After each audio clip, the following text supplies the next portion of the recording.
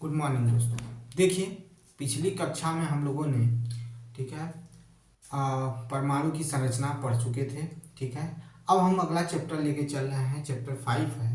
ठीक है, कह रहा है कि जीवन की मौलिक इकाई, ठीक है, जीवन की मौलिक इकाई, the fundamental unit of life.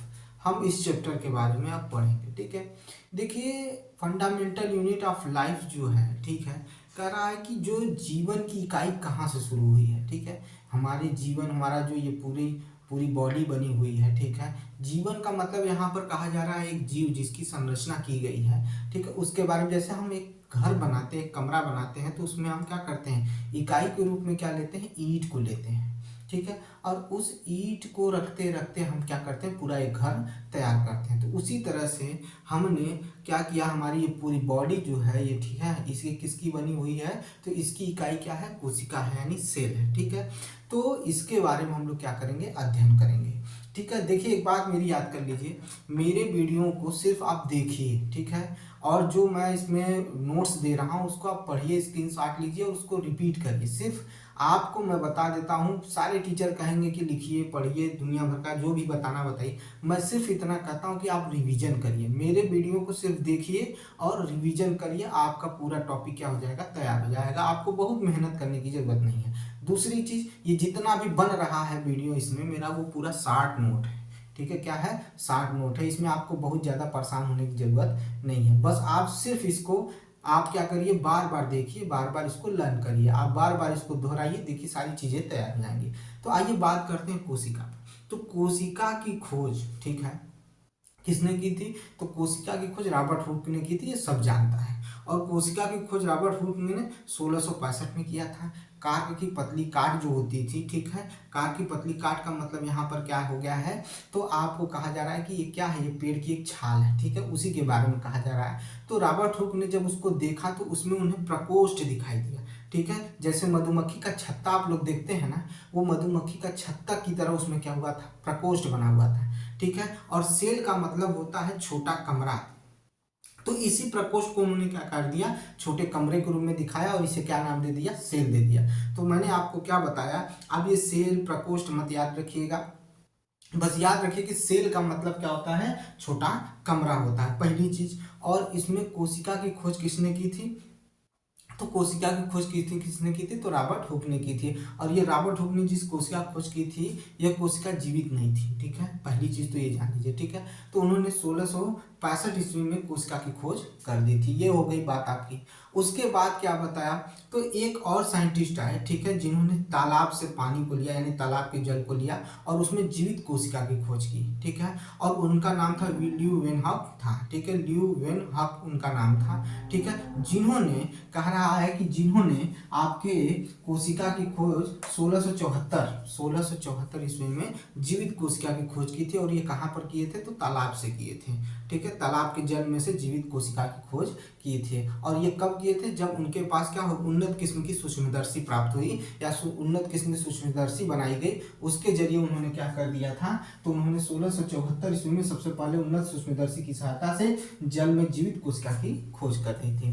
ठीक है, तो मैंने दो चीजें बताई, पहला बताया कि रॉबर्ट हुक ने, ठीक है, जो आपकी काट है, ठीक है, ये कहता है कि कोशिका के सबसे पहले पता लगाने वाले रॉबर्ट हुक थे 1665 में। इसकी खोज कार्क के पतली काट, ठीक है, कार्क के पतली काट में खोजा गया था। ठीक है, ये हो गया। उसका 1674 ईस्वी में का, किसकी बात कर रहा हूँ, 1674 ईस्वी में, 1665 फिर 1674। ठीक है, 1665 और फिर 1674 के बीच में, ठीक है, उन्होंने क्या किया, तो 1665 में रॉबर्ट हुक ने और 1674 में ल्यू वेन हक ने क्या कर दिया था, सूक्ष्मदर्शी यानी अनवर सूक्ष्मदर्शी यानी उन्नत किस्म की सूक्ष्मदर्शी की सहायता से जीवित कोशिका की खोज कर दी थी। ये चीज हो गई भाई, किसकी बात हो गई, कोशिका की बात हो गई, ठीक है, ये कोशिका के खोज की बात हो गई, ठीक है। उसके बाद अब कोशिका में और चीजें थी, उनकी खोज भी धीरे धीरे शुरू हो गई थी, ठीक है, लोगों ने उस पर कार्य करना शुरू कर दिया था। उसी में से अगले साइंटिस्ट जो थे वो थे कौन से, आपके रॉबर्ट ब्राउन थे। कौन थे?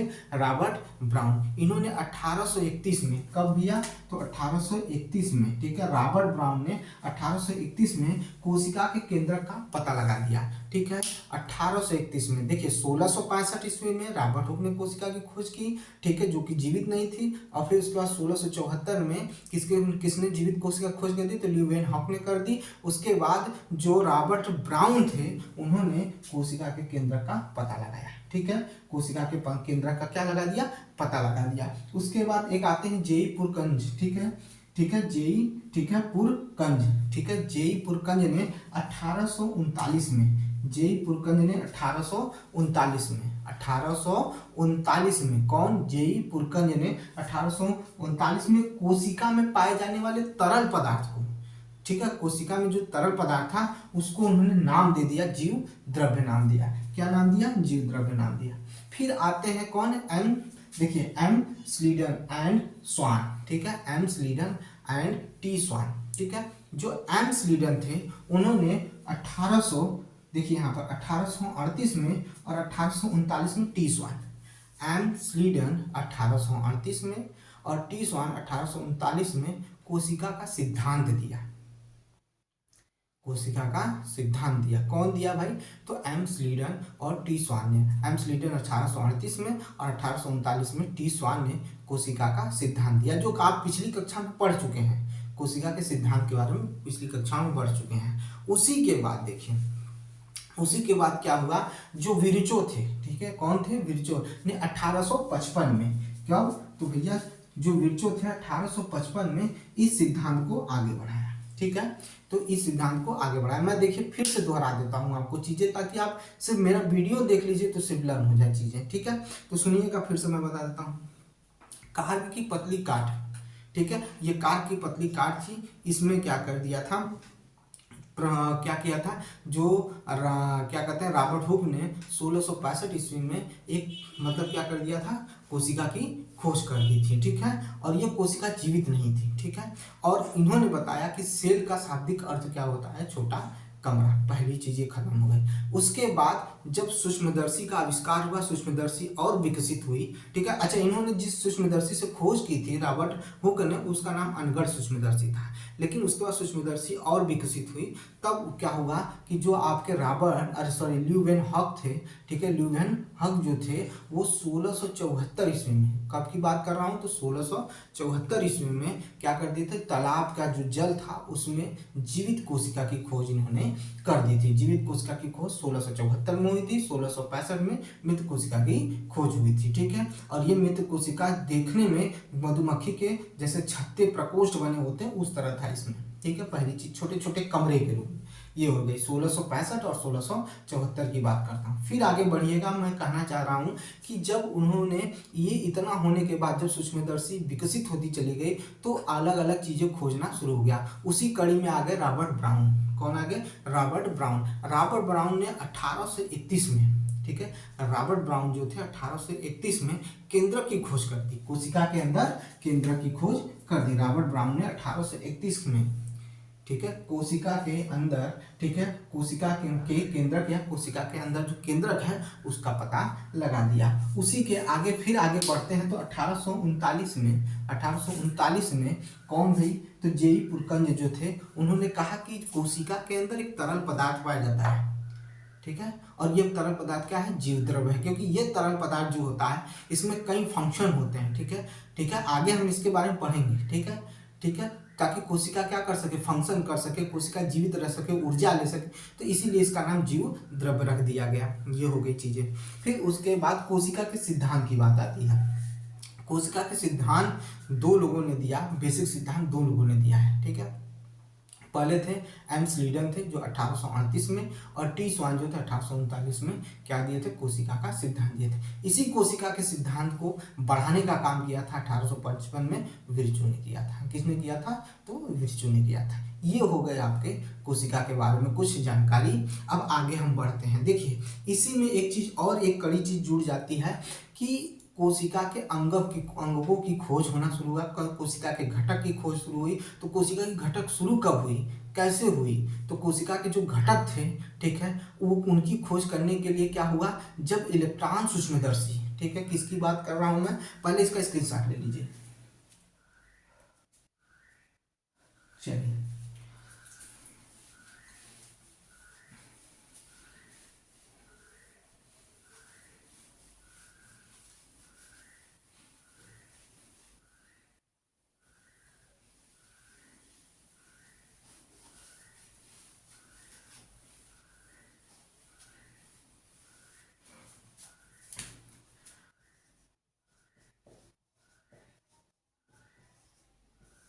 इलेक्ट्रॉन सूक्ष्मदर्शी,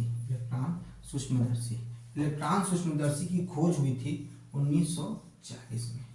इलेक्ट्रॉन सूक्ष्मदर्शी की खोज कब हुई थी, तो 1940 में इलेक्ट्रॉन सूक्ष्मदर्शी की खोज शुरू हो गई थी। और इसी के बाद सारी चीजें और तेजी से क्या होने लगी, कोशिका के बारे में जानकारी मिलना शुरू हो गया था। देखिए कोशिका जो होती है, अगर हम बात करें तो कोशिका के बारे में कहा गया, तो कोशिका जब ये इलेक्ट्रॉन सूक्ष्मदर्शी खोज ली गई, ठीक है, अब इन्हीं इलेक्ट्रॉन सूक्ष्मदर्शी खोजने के बाद धीरे धीरे क्या हो गए, आपके क्या होने लगे, सूक्ष्मदर्शी और विकसित होने लगे, ठीक है, सूक्ष्मदर्शियों में क्या होने लगा, विकास होना शुरू हुआ। उसी में आवर्धक लेंस की भी खोज हो गई, और यह आवर्धक लेंस खोज के बाद जो हुआ, सूक्ष्मदर्शी का और विकास संभव हो पाया। और ऐसी स्थिति में जब सूक्ष्मदर्शी का विकास हुआ तो पता चला कि एक कोशिका और बहुकोशिका पाई जाती है। क्या पाई जाती है, एक कोशिकी और बहुकोशिकी। इसके बारे में अभी बताऊंगा, पहले सुन लीजिए आवर्धक लेंस की वजह से क्या हुआ था। तो आवर्धक लेंस की खोज हुई थी, ठीक है, आवर्धक लेंस की खोज के कारण पता चल गया कि जो कोशिका होती है, एक कोशिकी जीव भी होते हैं और बहुकोशिकी, यानी एक कोश जिसमें एक कोशिका होगी वो भी अपने में क्या है, एक संपूर्ण जीव है, ठीक है, स्वयं में एक संपूर्ण जीव है, यानी पूरी क्रियाकलाप को करता है। जैसे कुछ आपको नाम भी पते हैं, मैं भी बता देता हूं। तो देखिए जो एक कोशिकी जीव में आए तो उसमें आता है जैसे अमीबा, ठीक है, पैरामीशियम, ठीक है, फिर क्या है, क्लेमेडोमोनास है, ठीक है, क्लेमाइडोमोनास है, एक कोशिकी जीव है, अमीबा, पैरामीशियम, फिर क्या है भाई, क्लेमेडोमोनास। सॉरी लाइट चली गई, 2 मिनट की।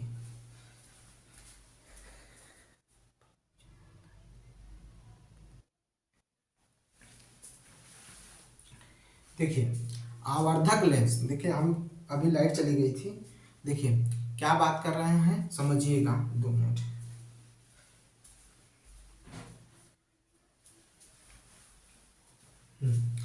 देखिए आवर्धक लेंस किसकी बात कर रहे हैं, तो देखिए 2 चीजें बात कर रहा हूं। एक बात कर रहा हूं मैं कि इलेक्ट्रॉन सूक्ष्मदर्शी, किसकी बात कर रहा हूं, इलेक्ट्रॉन सूक्ष्मदर्शी, जिसकी खोज 1940 में हुई थी, ठीक है। और एक बात कर रहा हूं कि आवर्धक लेंस, जिसकी मतलब आवर्धक लेंस खोजने की वजह से, ठीक है, सूक्ष्मदर्शी का आविष्कार संभव हो पाया, यानी सूक्ष्मदर्शी का आविष्कार हुआ, यानी सूक्ष्मदर्शी और विकसित हो गई। और इससे यह पता चला कि एक कोशिका वाले, ठीक है, एक कोशिकी स्वयं में अपने में क्या है, संपूर्ण जीव है, ठीक है। जैसे मैंने अभी आपको बताया कि एक कोशिकी जीव, ठीक है, अभी इसके बारे में बताऊंगा, ठीक है, इलेक्ट्रॉन सूक्ष्मदर्शी के बारे में। पहले एक कोशिकी जीव देखिए, एक कोशिक जीव, एक कोशिक जीव में देखिए कौन कौन से जीव आते हैं, मैं उनके बारे में भी आपको बता देता हूं। देखिए इसमें आता है अमीबा,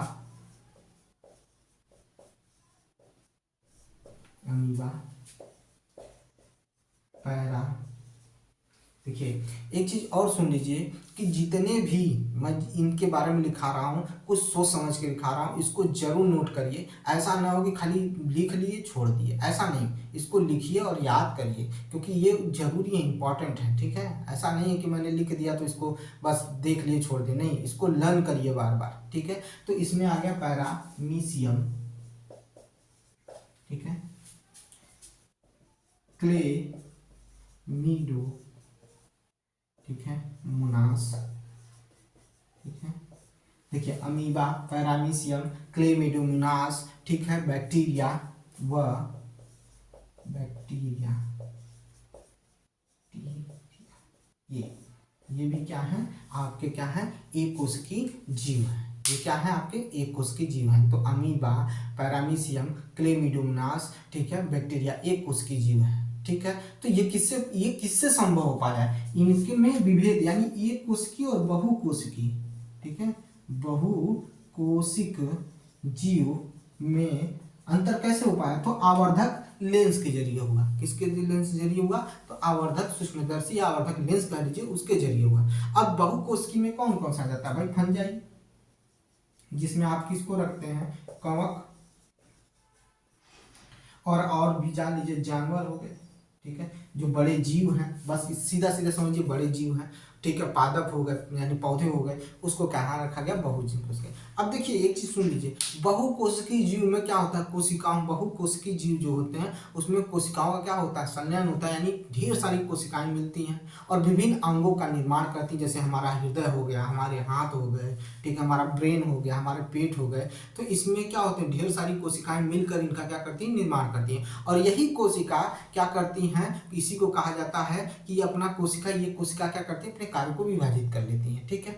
ब्रेन का कुछ और काम है, ठीक है, हार्ट का कुछ और काम है, पेट का कुछ और काम है, तो इसे कोशिका अपने कार्यों को क्या कर लेती हैं, विभाजित कर लेती हैं, ठीक है। तो ये सारी चीजें हो गई। और मैंने अभी लिखवाया कि इलेक्ट्रॉन सूक्ष्मदर्शी की खोज जो हुई थी, इलेक्ट्रॉन सूक्ष्मदर्शी की खोज 1940 में हुई थी। पहली चीज ये समझ लीजिए। तो इलेक्ट्रॉन सूक्ष्मदर्शी जो 1940 में खोजी गई थी, ठीक है, तो वो इलेक्ट्रॉन सूक्ष्मदर्शी क्या कर रहा था, तो कोशिका के अंगक, ठीक है, जो अंगक होते थे, ठीक है, उनके बारे में जानकारी दी, ठीक है, उनसे कोशिका के जो विशिष्ट कार्य करने वाले अंग थे उनके बारे में पता चला, ठीक है। तो आइए पढ़ते हैं, इसके आगे पढ़ना शुरू करते हैं कि क्या क्या चीजें हैं हमारे आगे। तो देखिए कह रहा है कि कोशिका किससे बनी हुई है, ठीक है, कोशिका किससे बनी हुई है, इसके बारे में बात कर लेते हैं कि कोशिका किससे बनी हुई है, ठीक है, ठीक है। आइए जानते हैं। देखिए हम कोशिका का अध्ययन सूक्ष्मदर्शी से तो कर लेते हैं, ठीक है, या सूक्ष्मदर्शी से कर सकते हैं, ठीक है, या करते हैं।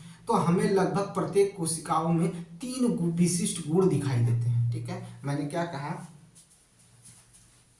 अच्छा ये किससे करते हैं, तो इलेक्ट्रॉन सूक्ष्मदर्शी से। किससे करते हैं, इलेक्ट्रॉन सूक्ष्मदर्शी से। मैंने क्या कहा, जब हम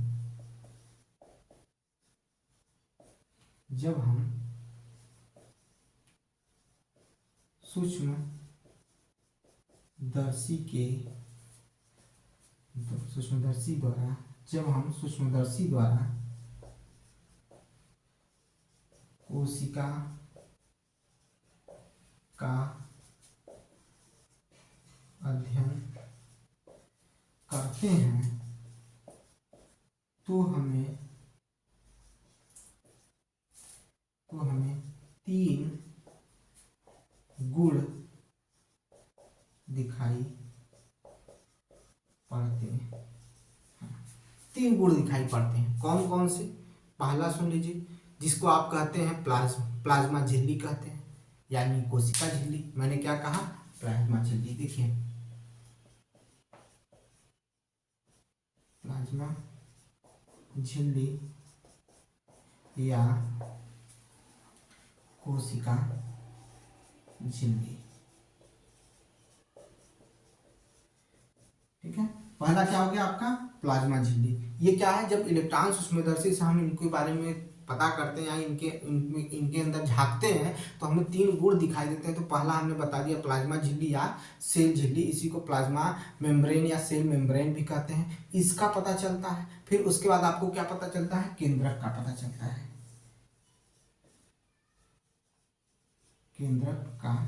केंद्रक किसका पता चलता है, केंद्रक का, ठीक है। फिर उसके बाद आपको किसका पता चलता है, तो कोशिका द्रव्य। किसकी बात हो रही है भाई, कोशिका द्रव्य की बात हो रही है। ये है आपके 3 गुण दिखाई पड़ते हैं हमको। क्या क्या देखने को मिलता है, तो प्लाज्मा झिल्ली या कोशिका झिल्ली, केंद्रक देखने को मिलता है, और क्या देखने को मिलता है, कोशिका द्रव्य देखने को मिलता है, ठीक है, कोशिका द्रव्य हम आपको देखने को मिलता है। तो अब हम आगे क्या पढ़ेंगे, तो प्लाज्मा झिल्ली या कोशिका झिल्ली के बारे में पढ़ेंगे। आइए देखते हैं, पहले इसका स्क्रीनशॉट ले लीजिए। चलिए,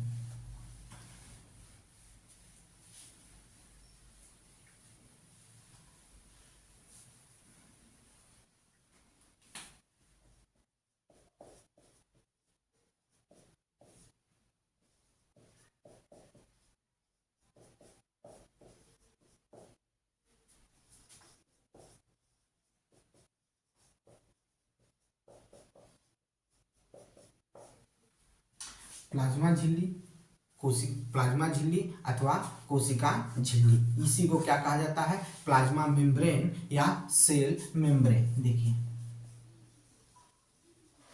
प्लाज्मा मेम्ब्रेन या सेल मेम्ब्रेन, ठीक है, प्लाज्मा मेम्ब्रेन या सेल मेम्ब्रेन कहते हैं। क्या कहते हैं भैया, तो प्लाज्मा मेम्ब्रेन या सेल मेम्ब्रेन कहते हैं। देखिए, पहले मैं आपको पहले बता रहा हूँ, आप उसको अच्छे से सुनिएगा, उसके बाद मैं इनके बारे में लिखा भी दूंगा, आपको चीजें तैयार हो जाएंगी, ठीक है, समझिएगा। देखिए, यह कोशिका की, ठीक है, यह कोशिका की सबसे बाहरी क्या है, परत है, ठीक है। 2 मिनट, यह कोशिका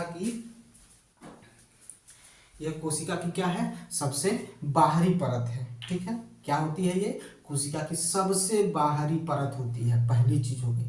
कह रहा है कि जो कोशिका के घटक हैं, ठीक है, यानी जो कोशिका के अंदर के घटक हैं, उनको बाहरी पर्यावरण से ये क्या करती है, अलग करती है। फिर से सुन लीजिएगा, जो कोशिका के अंदर के घटक हैं उसे बाहरी पर्यावरण से ये क्या करती है, अलग करती है, ठीक है। ये चीज हो गया।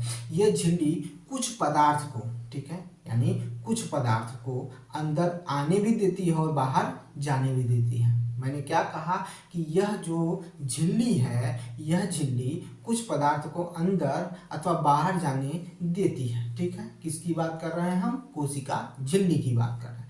जैसे कि समझिएगा, जैसे मैं बात करने चल रहा हूँ, किसकी बात करने चल रहा हूँ भाई, बहुत ही इंपॉर्टेंट, जैसे होता है आपका कार्बन डाइऑक्साइड।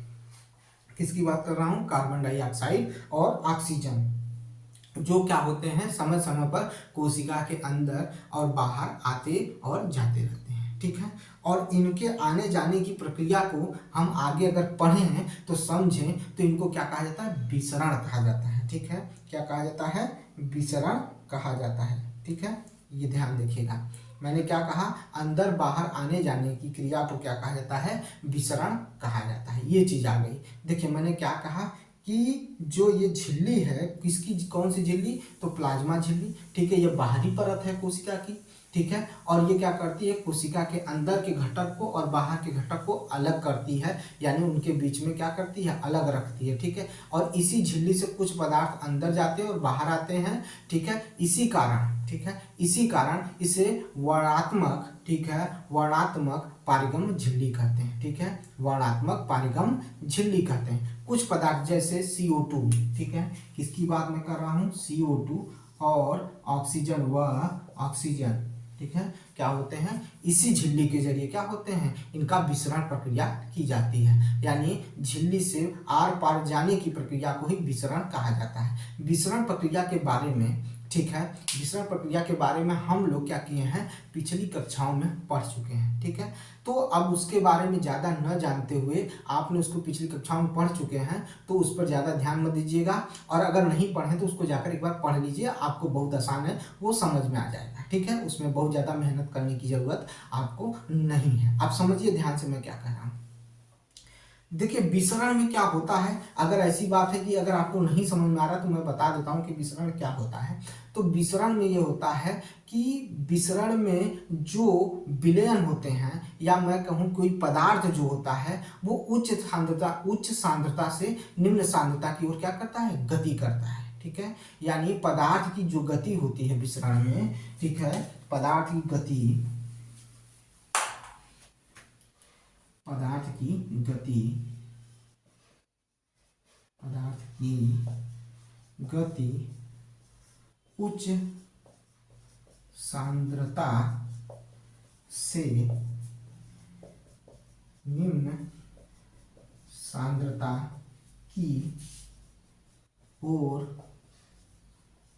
होती है। ठीक है, यानी पदार्थ की गति जो होती है वो उच्च सांद्रता से निम्न सांद्रता की ओर होती है। ठीक है, ये हो गया आपका क्या, विसरण हो गया। अब समझिएगा, आपको भी पता है और सारे लोग जानते हैं कि CO2 क्या होता है, एक अपशिष्ट होता है जो हमारी बॉडी में क्या होता है, आता है और फिर उसके बाद ऑक्सीजन के जरिए क्या होता है, रिप्लेस होता है। तो जो ऑक्सीजन कार्बन डाइऑक्साइड है, तो ये क्या है, एक कोशिकीय अपशिष्ट है। ठीक है, ये क्या है, एक कोशिकीय अपशिष्ट है। अब इस कोशिकीय अपशिष्ट को क्या है, इसका निकालना यानी इसका निष्कासन बहुत आवश्यक है।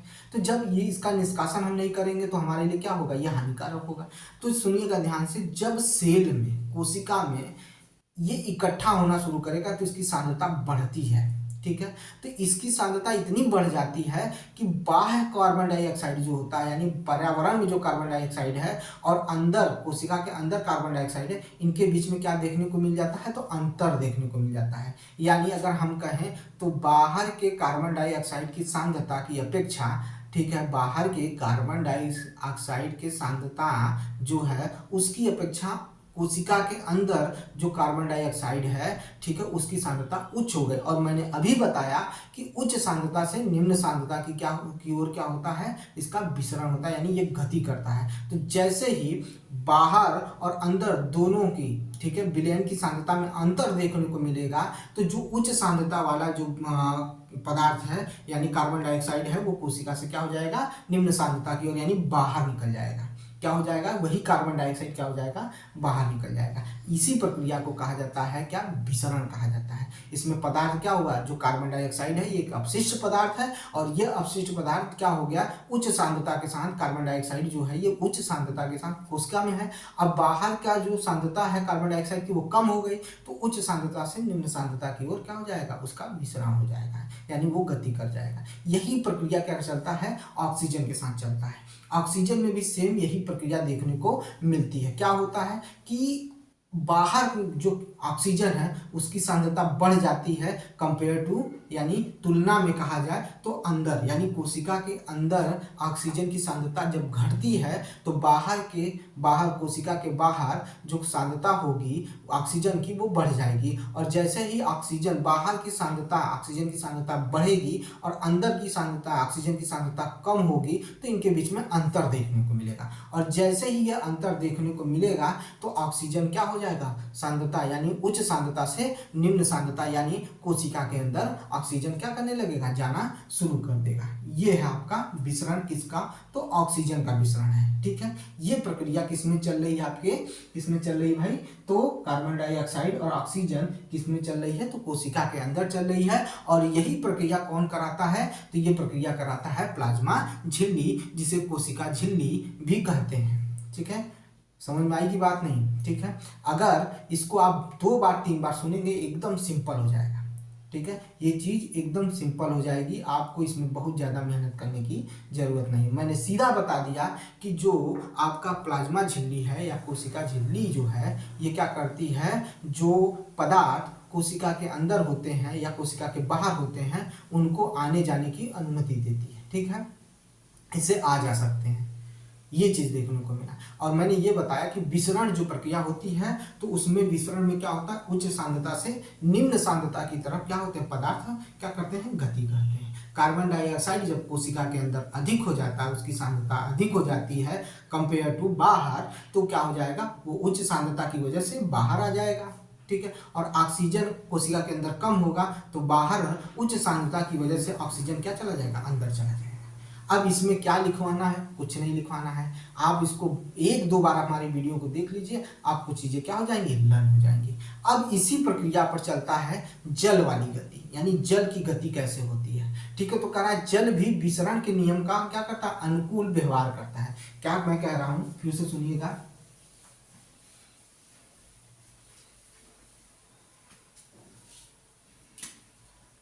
जल भी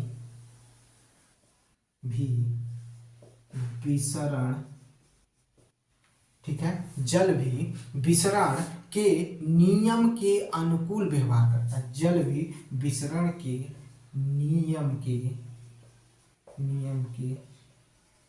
अनुकूल अनुकूल अनुकूल व्यवहार करता है, अनुकूल व्यवहार करता है।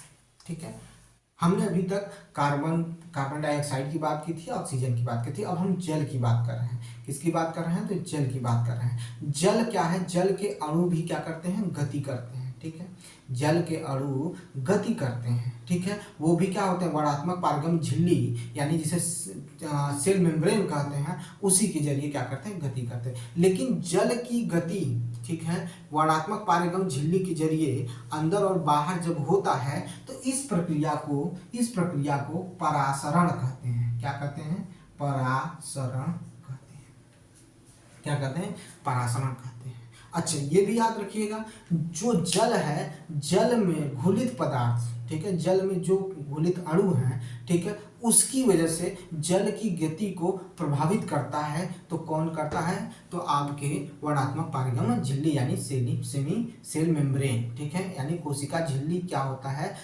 कोशिका झिल्ली जल के गति को कब प्रभावित करता है? जब जल में घुले हुए अणु जो होंगे या जल में घुले जो पदार्थ होंगे, उनकी वजह से उनकी गति में क्या देखने को मिलेगा? प्रभाव देखने को मिलेगा, या क्या होंगी? वो प्रभावित होंगी। ठीक है, तो इस प्रक्रिया को क्या कहते हैं? जल की गति को क्या कहते हैं? परासरण कहते हैं। ठीक है, अब हम इसके बारे में भी अध्ययन करेंगे। ठीक है, तो पहली बात सुन लीजिए कि क्या होता है। तो देखिए, कह रहा है कि जल जो होता है, जल क्या करता है? जल के नेट विसरण में, ठीक है, जल के नेट विसरण में विभेदक, ठीक है, पारगम झिल्ली जो होती है वो क्या करती है? उच्च विलयन सांद्रता की ओर क्या होती है? सांद्रता की ओर गति करती है। ठीक है, तो कह रहा है, फिर से सुनिएगा, जल का नेट विसरण, जल का नेट विसरण जो होता है वो क्या होता है? जल का नेट विसरण एक विभेदक पारगम, वर्णात्मक पारगम झिल्ली से उच्च सांद्रता की ओर होता है। ठीक है, ये हो गया उच्च सांद्रता की ओर होता है। पहली चीज तो ये समझ लीजिए। अब देखिए, जल का परासरण जब होना शुरू हुआ तो यहाँ पर तीन नियम देखने को मिला है। ठीक है, 3 नियम आपको देखने को मिला। एक मिला अल्प परासरण दाबी विलयन का गुण देखने को मिला। ठीक है, यानी हम बात कर रहे हैं कि जब कोशिका को, ठीक है, जल के विभिन्न, ठीक है, विलयन में डाला गया तो वहां पर जल के विभिन्न विलयन में डालने पर कोशिका किस तरह से अपने गुण को, परासरण के गुण को दिखाती है, उसकी बात कर रहे हैं। तो जब जल में डाला गया तो उनमें 3 गुण देखने को मिला। पहला मिला अल्प परासरणीय विलयन। ठीक है, कौन सा मिला? तो मिला अल्प परासरण दाबी विलयन। ठीक है, अल्प परासरण दाबी विलयन देखने को मिला। फिर दूसरा मिला सम परासरी दाबी विलयन। ठीक है, या सम परासरी विलयन देखने को मिला। ठीक है, फिर अगला मिला अति परासरण दाबी विलयन देखने को मिला। क्या मिला? तो अति परासरण दाबी विलयन देखने को मिला। हम तीनों के बारे में अध्ययन करेंगे और तीनों को लिखवाएंगे अभी। ठीक है, तो पहले सुनिए अल्प परासरण दाबी विलयन। ठीक है, अल्प परासरण दाबी विलयन क्या कहता है उसके बारे में सुनिए। कह रहा है कि कोशिका को, ठीक है, किसी कोशिका को, ठीक है, किसकी बात कर रहा है? कोशिका को ऐसे माध्यम में रखिए या ऐसे माध्यम में उसको डालिए जिसमें विलेय, किसकी बात कर रहा हूं? तो विलेय की बात कर रहा हूं। विलेय, अब विलेय क्या हो सकता है भाई? तो विलेय हो सकता है नमक, विलेय क्या हो सकता है? नमक या चीनी। ठीक, यानी वो जो क्या हो, कम हो। ठीक है, विलेय, ठीक है, उनकी बात कर रहे हैं। तो नमक ले लीजिए या चीनी ले लीजिए। ठीक है, कम मात्रा में। और जो जल की मात्रा होगी वो क्या होगी? अधिक होगी। इसी को विलायक कहते हैं। ठीक है, अधिक होगी। ठीक है, यानी जल की मात्रा अधिक होगी और जो विलेय हैं उनकी मात्रा कम होगी। ठीक है, जल की मात्रा अधिक और उनकी मात्रा कम रखी जाए और फिर उसमें कोशिका को क्या कर दिया जाए? डाल दिया जाए। ठीक है, उसमें क्या कर दिया जाए? तो कोशिका को डाल दिया जाए। तो परासरण विधि द्वारा कोशिका के अंदर जल चला जाएगा। कोशिका के अंदर जल क्या हो जाएगा? जल परासरण विधि द्वारा कोशिका के अंदर चला जाएगा। परासरण विधि द्वारा जल कहाँ चला जाएगा? तो कोशिका के अंदर चला जाएगा। ठीक है। एक ये मान लीजिए कोशिका है, तो अगर इसको हम डाल रहे हैं इस जल में, ठीक है, और इस जल, ये जो जल है ये क्या है, इसमें क्या है, नमक और चीनी की मात्रा कम है जबकि जल की मात्रा अधिक है, तो इस कोशिका में जल क्या होगा, चला जाएगा, इस कोशिका में जल चला जाएगा, ठीक है। तो जब इस कोशिका में जल चला जाएगा, इसी पूरी प्रक्रिया को हम क्या कहते हैं, तो अल्प परासरण दाबी विलयन कहते हैं, ठीक है, अल्प परासरण दाबी विलयन कहते हैं। जब जल के अणु कोशिका झिल्ली को पार करके कोशिका के अंदर स्वतंत्र रूप से चले जाएंगे, यानी कोशिका के अंदर जल जा भी सकते हैं और आ भी सकते हैं, तो ऐसा जब स्थिति देखने को मिलेगी तो जल अधिक जाएगा और निकलने की मात्रा उसकी क्या होगी, जल की कम होगी। फिर से सुनिएगा, जाने की अधिक होगी, क्योंकि ये क्या है, ऐसा विलयन है जिसमें क्या है, जिसकी सांद्रता कम है, ठीक है, तो इसमें क्या हो जाएगा, जल अंदर चला जाएगा। तो जब ऐसा होगा, ठीक है, जब क्या होगा, ऐसा होगा, इसी को तनु विलयन भी कहते हैं। तो जब ऐसी स्थिति देखने को मिलेगी कि जल के अणु अधिक जाएंगे और जल के अणु जाएंगे अधिक और निकलेंगे कम, तो ऐसी स्थिति में अंतर देखने को मिलेगा। और जब अंतर देखने को मिलेगा तो अधिक जल लेकर सेल क्या हो जाएगी, फूल जाएगी, जल सेल क्या होगी, फूल जाएगी। ये कंडीशन आपको देखने को मिलेगा।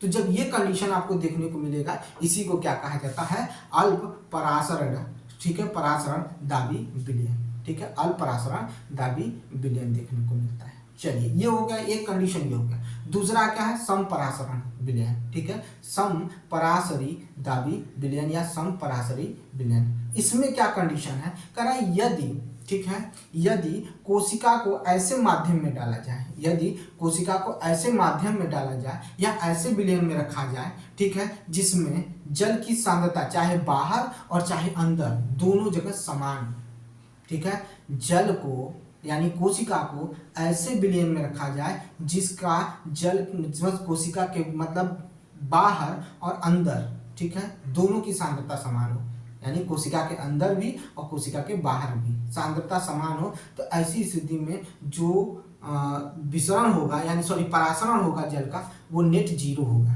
यानी न तो अंदर जाएगा न तो बाहर निकलेगा। ऐसी कंडीशन को समपरासरी विलयन कहते हैं। क्या कहते हैं, समपरासरी विलयन कहा जाता है। अभी मैं लिखवा दूंगा, उसके टेंशन में मत रहिएगा, उसका टेंशन मत लीजिएगा कि नहीं हो जाएगा पूरा, कोई दिक्कत नहीं है। तो कह रहा है जल कोशिका के अंदर दोनों ओर से आता और जाता है, ठीक है, लेकिन ऐसी स्थिति में बाह्य जल की कोशिका स्थित सांद्रता, यानी बाह्य जल की सांद्रता और अंदर की सांद्रता दोनों अगर समान है, तो क्या होगा, जो गति होगी, शुद्ध जल की जो गति होगी वो नहीं होगी, ठीक है। और जब ऐसी स्थिति में जब नहीं होगा तो कोशिका के माप में कोई परिवर्तन देखने को नहीं मिलेगा, यानी कोशिका के आकार में कोई परिवर्तन देखने को नहीं मिलेगा, कोशिका जैसी थी वैसी ही रहेगी। ये कंडीशन होता है समपरासरी, ठीक है, दाबी विलयन या समपरासरी विलयन कहा जाता है, ठीक है। अब आ जाइए तीसरा कंडीशन। पहले कंडीशन में कोशिका सिकुड़ जाएगी, दूसरे कंडीशन में कोई परिवर्तन देखने को नहीं मिलेगा। तीसरा सुन लीजिए, कहता है, तीसरा कहता है कि यह कोशिका के बाहर वाला विलयन अंदर के वाले विलयन के क्या हो, कह रहा है कि कोशिका के अंदर, यानी कोशिका के अंदर और बाहर दोनों की बात कर रहा है, कह रहा है कि कोशिका का बाहर वाला विलयन, ठीक है, कोशिका का बाहर वाला विलयन, ठीक है, अंदर से अधिक सांद्र हो, ठीक है, कोशिका के बाहर वाले विलयन अधिक सांद्र हो कोशिका के अंदर वाले विलयन से। तो ऐसी कंडीशन में क्या देखने को मिलेगा, तो बाहर वाला जो विलयन अधिक सांद्र होगा उसकी वजह से कोशिका के अंदर जो जल होगा वो बाहर क्या हो जाएगा, निकल आएगा।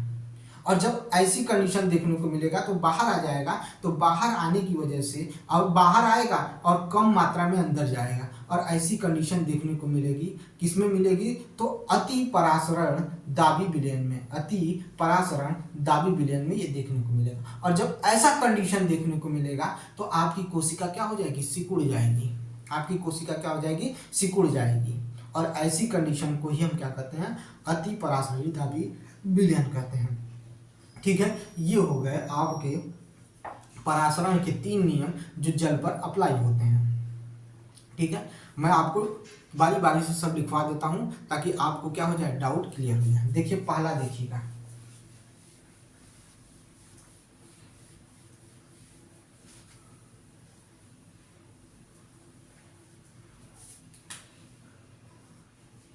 पहला मैंने क्या बताया था, मैंने बताया था कि जब विलयन तनु विलयन लें, ठीक है, जब हम क्या लेते हैं, एक तनु विलयन लेते हैं, ठीक है, यह हानि यानी तनु विलयन ले। अब देखिए तनु विलयन क्या होंगे, देखिए कैसे जब कोशिका को तनु विलयन विलयन यानी अर्थात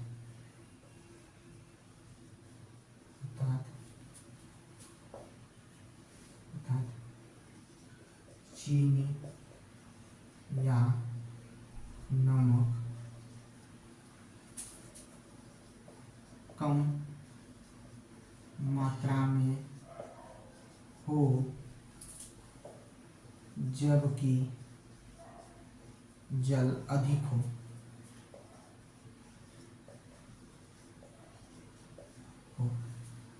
जल अधिक हो, जबकि जल क्या हो, अधिक हो, ठीक है।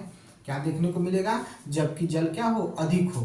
तो ऐसी स्थिति में क्या देखने को मिलेगा, तो क्या कह रहा है कि जल की मात्रा कोशिका के क्या होगा, बाहर आने वाले जल की मात्रा से अधिक होगी। तो ऐसी स्थिति में देखिए कह रहा हो तो जल की मात्रा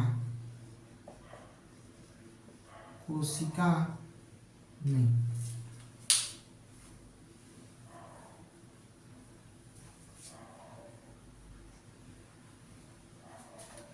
तो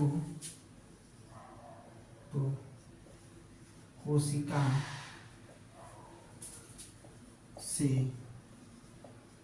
बाहर आने वाले जल की मात्रा करा, तो कोशिका के बाहर आने वाले जल की मात्रा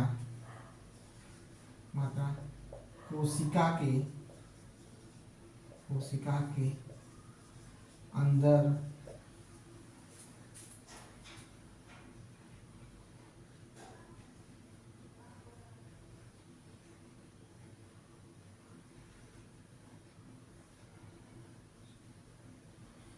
तो कोशिका से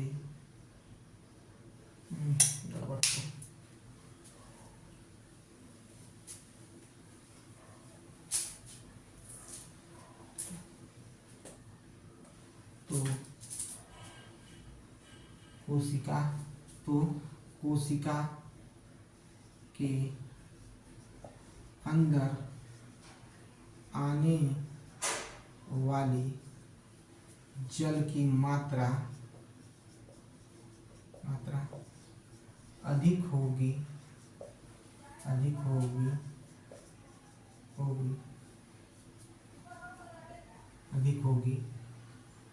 अपेक्षाकृत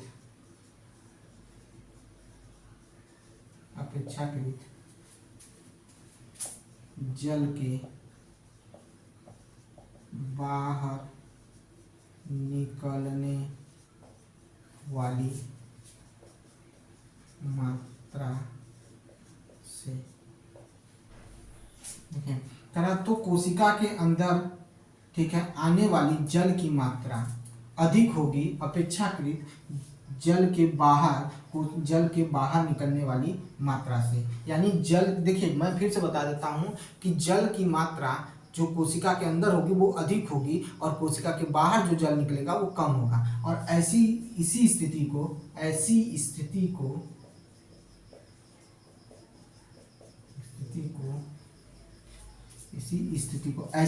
को क्या कहते हैं भाई, तो अल्प परासरण दाबी विलयन कहते हैं।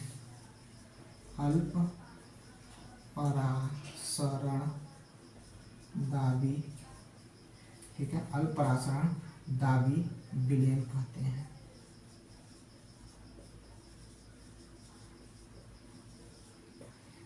चूंकि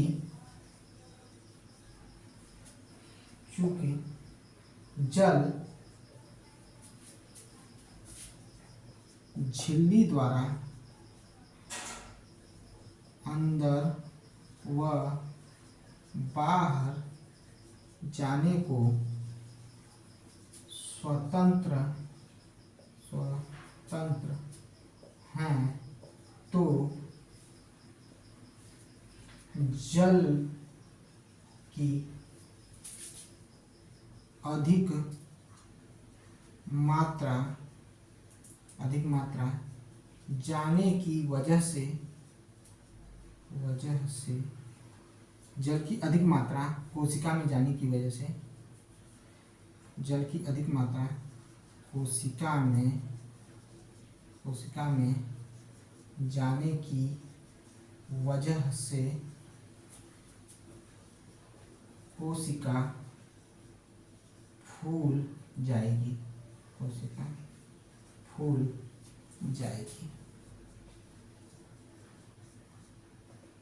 ये हो गया। देखिए, जब कोशिका को तनु विलयन अर्थात चीनी या नमक ठीक है, चीनी या नमक की कम मात्रा में हो, ठीक है, करा है कि जब कोशिका को तनु विलयन अर्थात चीनी या नमक कम मात्रा में हो जबकि जल अधिक हो, ठीक है, तो कोशिका के अंदर आने वाली जल की मात्रा अधिक होगी अपेक्षाकृत जल के बाहर निकलने वाली मात्रा से। ऐसी स्थिति को अल्प परासरण दाबी विलयन कहा जाता है। चूंकि जल झिल्ली के अंदर व बाहर आने जाने को स्वतंत्र है, अंदर और बाहर जाने को स्वतंत्र है, तो जल की अधिक मात्रा कोशिका में जाने की वजह से कोशिका फूल जाएगी। यानी ये आपको कोशिका के अंदर परिवर्तन दिखाई देगा। ठीक है, इसको उतार लीजिए, इसका स्क्रीनशॉट लीजिए।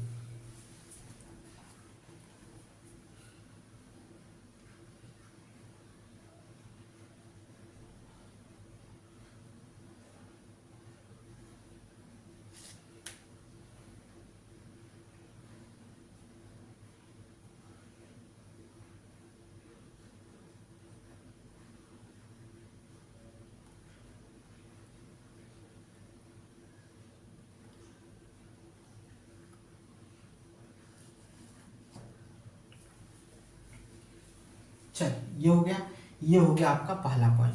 दूसरा देखिए,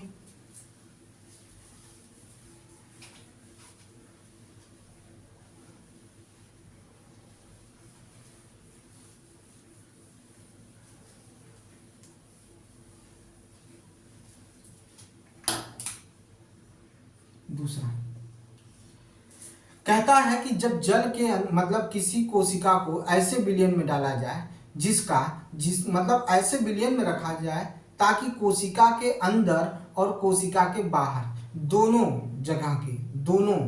जगहों की सांद्रता समान हो। ठीक है, यानी जिस विलयन में रख रहे हैं उसकी सांद्रता और कोशिका के अंदर जो विलयन है उसकी सांद्रता दोनों समान हो, तो ऐसे स्थिति में जल की जो गति होगी वो शुद्ध गति होगी। यानी जल की शुद्ध गति देखने को मिलेगी। तो वो शुद्ध गति क्या होगी भाई? तो इसमें कोई गति देखने को नहीं मिलेगी, कोई शुद्ध गति देखने को नहीं मिलेगी। तो ऐसे कंडीशन में क्या होगा? तो जब शुद्ध गति मतलब कोई गति देखने को नहीं मिलेगी तो जल जो कोशिका होगा उसके माप या आकार में कोई परिवर्तन नहीं होगा। इसी को क्या कहा जाता है? समपराश्रयी विलयन कहा जाता है। तो मैं क्या लिख रहा हूं, देखिए, जब कोशिका को ऐसे विलयन में रखा जाता है जहां विलयन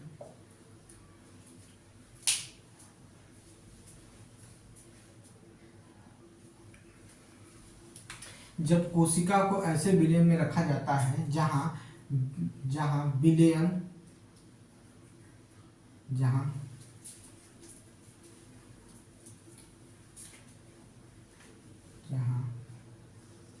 कोशिका के अंदर व बाहर विलयन की सांद्रता समान होती है तो ऐसी स्थिति में जल की कोई शुद्ध गति नहीं होती है, तो कोशिका के माप या आकार में कोई परिवर्तन देखने को नहीं मिलता है।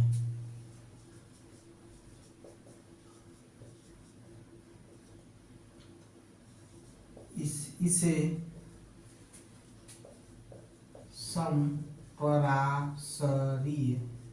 समपराशरीय विलयन कहते हैं।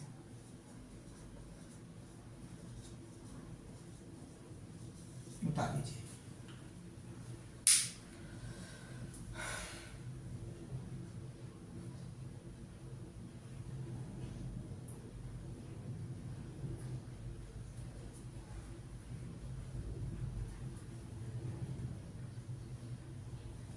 समपराशरीय विलयन कहते हैं।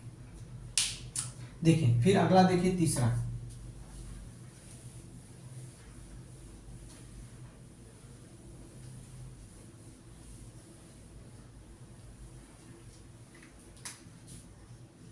तीसरा मैंने क्या बताया था?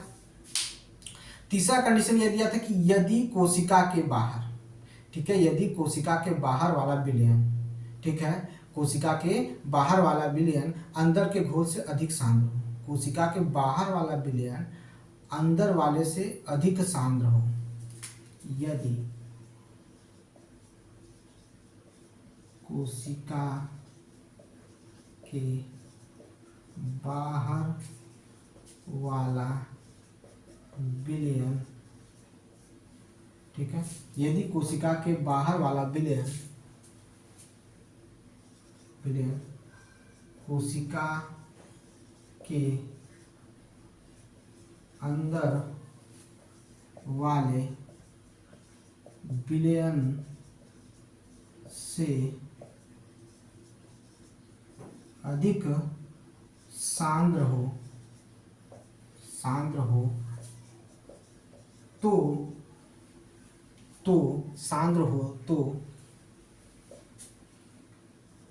कोशिका से बाहर जाने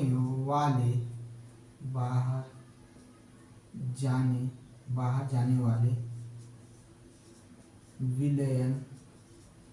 विलयन की मात्रा अधिक होगी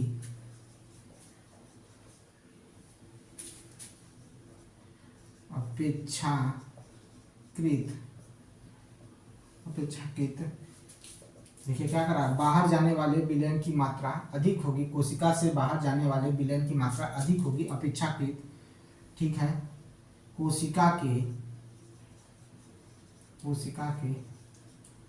अंदर जाने वाले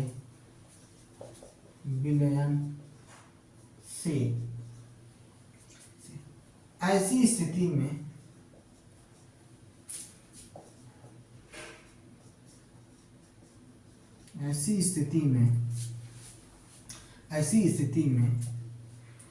कोशिका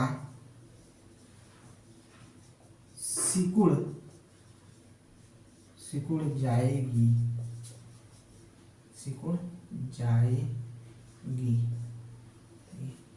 तो इसे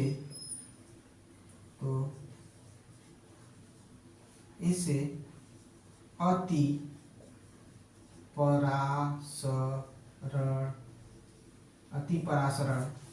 परासरण, ठीक है, अति परासरण, अति परासरण, ठीक है, परासरण दाबी विलयन कहते हैं।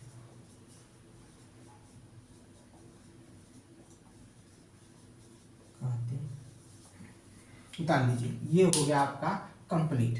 ठीक है, अब हम अगली टॉपिक को लेकर आगे आएंगे और आपको फिर से इसके बारे में पूरा बताएंगे। चलिए मिलते हैं अगले वीडियो में।